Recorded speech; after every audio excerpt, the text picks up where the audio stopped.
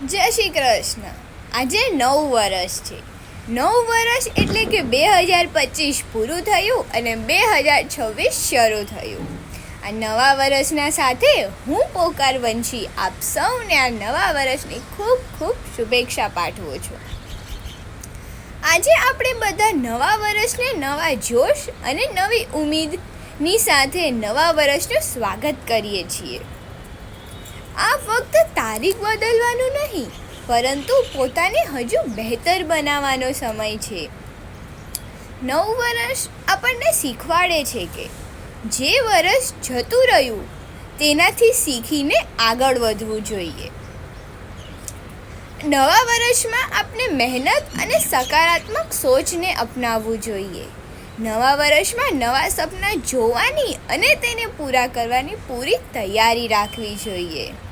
હે કાના, મારી કોઈ મોટી માંગ નથી, પણ ફક્ત એટલું જ છે કે તમે મારા સાથે રહેજો.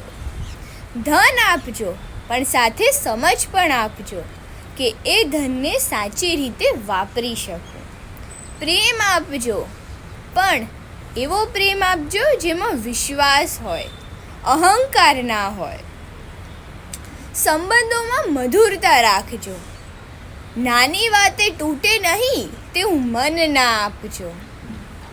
કામમાં પ્રગતિ આપજો, પણ સાથે પગ જમીન પર મૂકવાનું ભૂલાય નહીં તેવી દૃષ્ટિ આપજો.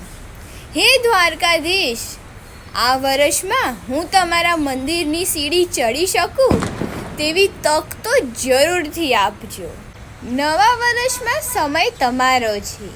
સોચો તો સોનું બનાવી દો, સોચો તો સુવામાં વિતાવી દો. રાધે રાધે. જય દ્વારકાધીશ.